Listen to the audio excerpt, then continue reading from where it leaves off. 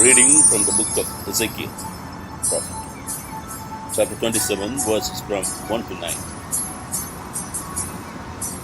God's message came to me. You, son of man, raise a funeral song over Tyre. Tell Tyre, gateway to the sea, merchant to the world, trader among the far-off islands. This is what God, the Master, says. You boast, Tyre, I am the perfect ship, stately, handsome. You ruled the high seas from real beauty, crafted to perfection. Your planking came from Mount Hermon, junipers. A Lebanon cedar supplied your mast. They made your oars from the sturdy Bashan oaks. Cypress from Cyprus inland, inlaid with ivory, was used for the decks. The sail and the flag were of colorful, embroidered linen from Egypt. The purple deck awnings also came from Cyprus.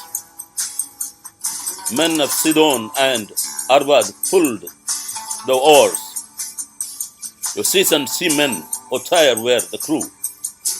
Ship's carpenters were old salts from Byblos.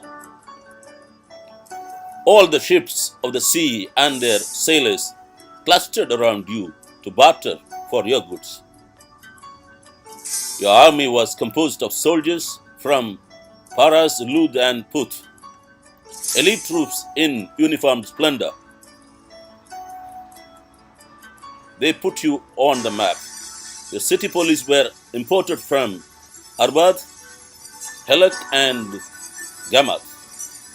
They hung their shields from the city walls, a final, perfect touch to your beauty. Reflection. God is permanent. Even the most brilliant and successful fail to distinguish the meaning of the reality called temporal, fading, passing, and etc. against the eternal, everlasting, and permanent that are only available in the realm of God and His domain. Not knowing the meaning of this, many have wasted their lives on waging wars, expanding kingdoms, amassing millions by being business tycoons, and declaring them and their names with the prefix the Great and so on.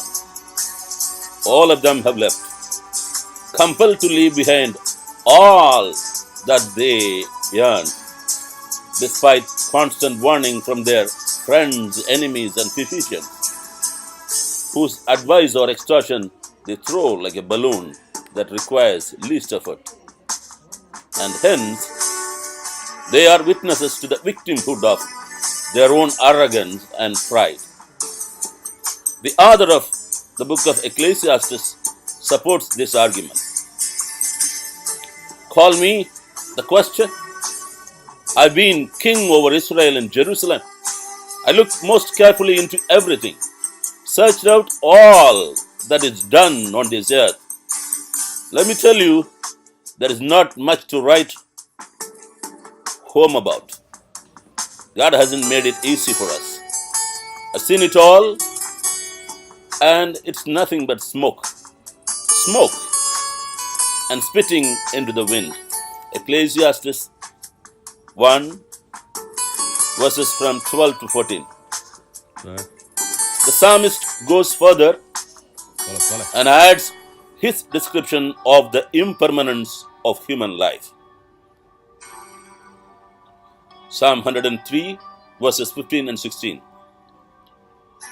As for Enosh, mankind, his yamim are like Kadsir, green grass, herbage, like seeds, Ashade, a flower of the field. So he flourisheth,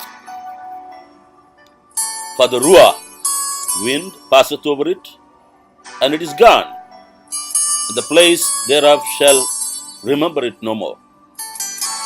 A master teacher who forbids people being called fools, mentioned about the attitude of a man whose attitude of arrogance, not willing to share, hoarding, or condemned.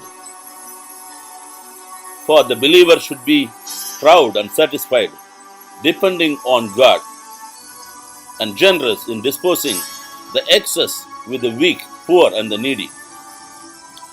Luke 12:16-21. Then he told them this story. The farm of a certain rich man produced a terrific crop. He thought to himself, "What can I do? My barn isn't big enough for this harvest." Then he said, "Here is what I'll do. I'll tear down my barns and build bigger ones. Then I'll gather in all my grains and goods, and I'll say to myself, 'Self, you've done well. You got it made and can now retire. Take it easy. Have the time of your life.' Just then, God showed up and said, 'Fool, tonight you die, and your barn full of goods. Who gets it?' That's what happens when you fill your barn with self and not with God. May we set our eyes on Him who is eternal and all-knowing, whose share of breath brought mankind into being. Of that, you and I are part. Let's change our attitude, wear humility, and be a blessing to those who really need our support and fellowship, as Paul admonishes or teaches in Philippians 2:5. Let the mind be in you, which was also in Rebbe, Melech, HaMoshiach, Yehoshua.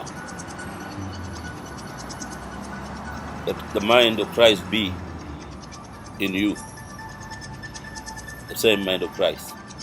The entire chapter of Ezekiel 27, where the Lord asked the prophet to sing a funeral song over Tyre, the gateway to sea, may make us realize the futility of richness, army, and wealth that can disappear with the wind. And that's all the lesson that we need to keep in mind, that may save our soul and spirit. Let's pray.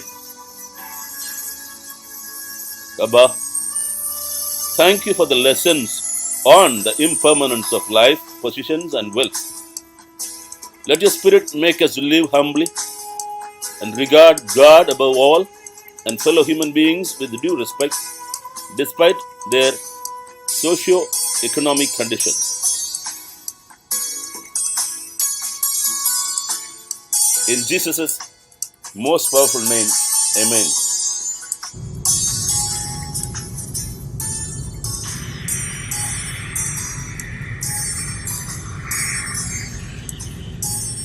Jude Rajesh Ministries, 32,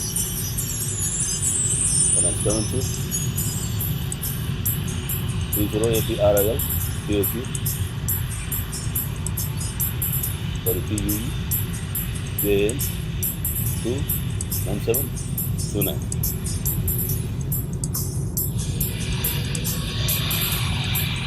Thank you for being with us. Continue to pray.